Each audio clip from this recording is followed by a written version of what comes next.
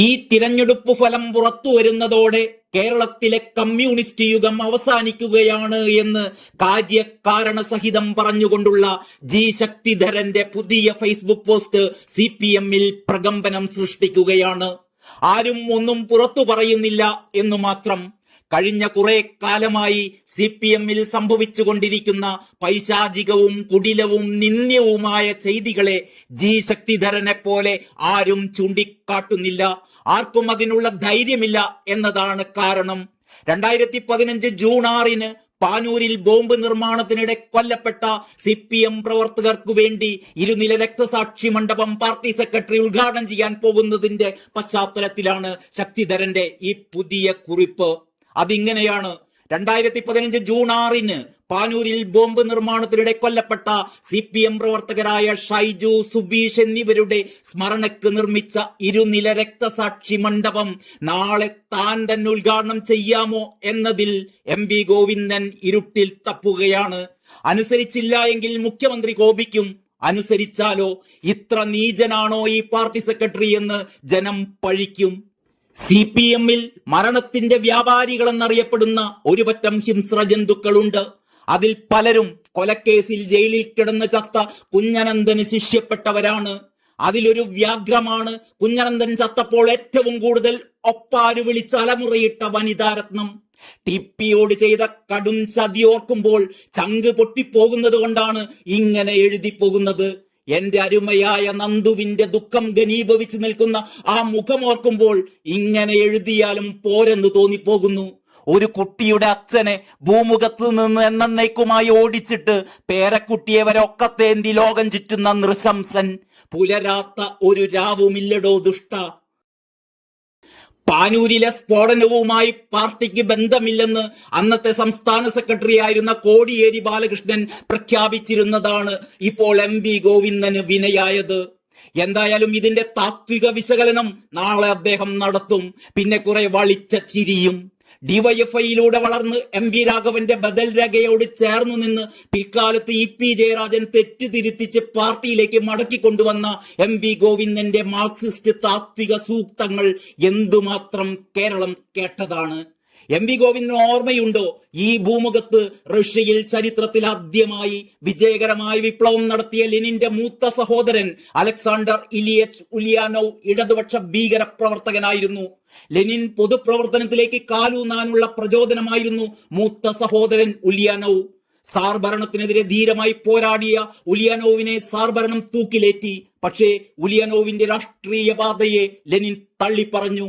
ബഹുജനങ്ങളെ അണിനിരത്തുന്ന പ്രക്ഷോഭത്തിലൂടെ അല്ലാതെ ഒറ്റയാൻ സാഹസികത കൊണ്ട് നേടാവുന്നതല്ല തൊഴിലാളി വർഗത്തിന്റെ വിജയം എന്നാണ് ലെനിൻ പറഞ്ഞത്. അവിടെയാണ് MV ഗോവിന്ദൻ ഇരുട്ടിൽ തപ്പുന്നത്. കാരണം പിണറായി വിജയനോടുള്ള ഭയം. പാനൂരിൽ നിർമ്മാണം പൂർത്തിയാക്കിയ ഈ ഒറ്റ സ്മാരക മന്ദിരം കൊണ്ട് അവസാനിക്കുന്നില്ല ഈ നശീകരണം. ജനങ്ങൾ നിസ്സംഗരായാൽ TP ചന്ദ്രശേഖരനെ കൊല്ലിച്ചയാളുടെ ശബ്ദവും നിറവേറ്റപ്പെട്ടേക്കാം. കൊടിസുനിക്കും ജയിലിൽ കിടന്ന് ചത്തുപോയ കുഞ്ഞനന്ദനും കിർമാണി മനോജിനും മറ്റും വേണ്ടിയും ഇനി സ്മാരകങ്ങൾ ഇവിടെ ഉയരും.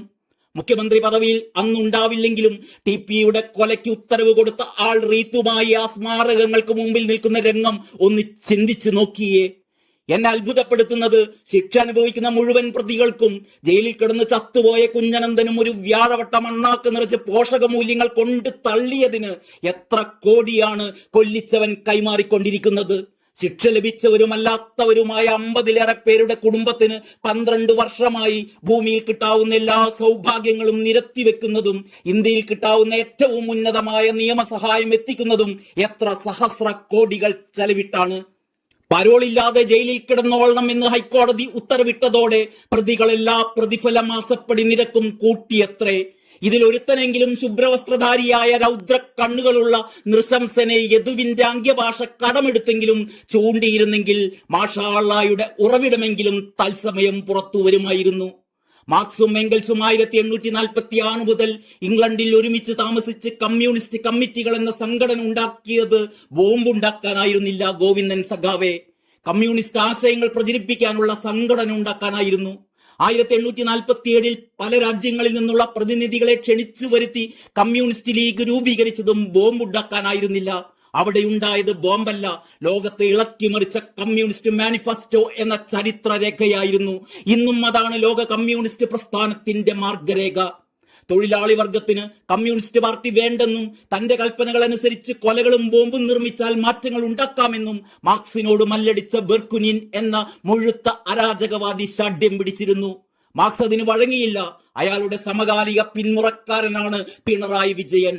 ഇടതുപക്ഷ കമ്മ്യൂണിസം ഒരു ബാലാരിഷ്ടത എന്ന ലെനിന്റെ വിശ്രുത ഗന്ധം വളർന്നു വരുന്ന കമ്മ്യൂണിസ്റ്റ് പാർട്ടികളുടെ ശൈശവ സഹജമായ വ്യതിയാനങ്ങളെ നീക്കാനും ബഹുജന അടിസ്ഥാനത്തിലുള്ള പാർട്ടിയായി വളർത്താനും സഹായിച്ചു. MV ഗോവിന്ദൻ പറ്റുമെങ്കിൽ അതെല്ലാം ഒന്ന് തുറന്നു നോക്കണം. എന്താണ് ഇപ്പോൾ ബോംബുകൾ വിളഞ്ഞുകൊണ്ടേയിരിക്കുന്നതെന്ന് ജനങ്ങൾ അറിയുന്നില്ല. ഈ തിരഞ്ഞെടുപ്പ് ഫലം പുറത്തു വരുന്നതോടെ കേരളത്തിലെ കമ്മ്യൂണിസ്റ്റ് യുഗം അവസാനിക്കുകയാണ്. ആവർത്തിച്ചു പറയുകയാണ്, ഇപ്പോഴുള്ള രൂപത്തിലെങ്കിലുമുള്ളൊരു പാർട്ടി ഇനി ഇവിടെ ഉണ്ടാകില്ല. പക്ഷേ പിണറായി വിജയൻ കോടാനുകോടി മുതൽ മുടക്കി പണിയുന്ന പുതിയൊരു തട്ടകം ഇവിടെ ഉണ്ടാകും. മറ്റൊരു രാജ്യത്ത് പോയി പിണറായി വിജയന് സ്വന്തം സാമ്രാജ്യം കെട്ടിപ്പടുക്കാനുള്ള ആയുസോ ശേഷിയോ ഉണ്ടാകണമെന്നില്ല. കൽപ്പാന്ത കാലത്തോളം ആർക്കും ജീവിതമില്ലല്ലോ. ആ തട്ടകത്തിൽ അവർക്ക് ചാവേറുകൾ വേണം, ബോംബുകൾ വേണം, ബോംബ് തറകൾ വേണം. പ്രാകൃത സ്വഭാവമുള്ള അടിമകളുടെ ഒരു നിരയെ ഇവിടെ വാർത്തുവെച്ചിട്ടുണ്ട്. ആ മൂശയിൽ ഇനിയും എത്ര MV ഗോവിന്ദന്മാരെയും മാർഷോമാരെയും സ്വരാജുമാരെയും നിർമ്മിക്കാം. അതിന്റെ ഡ്രസ് റിഹേഴ്സലാണ് ഇപ്പോൾ നടന്നുകൊണ്ടിരിക്കുന്നത്. പിണറായി വിജയൻ ഒരു ലക്ഷ്യമുണ്ട്.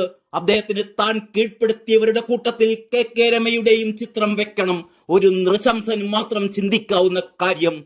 അതിനാണ് കേരളത്തിൽ സ്റ്റീൽ ബോംബ് നിർമ്മാണമടക്കമുള്ള വിധ്വംസക പരിശീലനം തകൃതിയായി നടക്കുന്നത്. കേരളത്തെ കാത്തിരിക്കുന്നത് ശാന്തിയോ സമാധാനമോ അല്ല. ഈ മന്ത്രിസഭ കാലയവനികയ്ക്ക് പിന്നിലേക്ക് മറഞ്ഞാൽ വരാനിരിക്കുന്നത് മറ്റൊരു പശ്ചിമ ബംഗാളാണ്. ജി ശക്തിധരൻ ഈ ഫേസ്ബുക്ക് പോസ്റ്റിലൂടെ ഓർമ്മിപ്പിക്കുന്നു.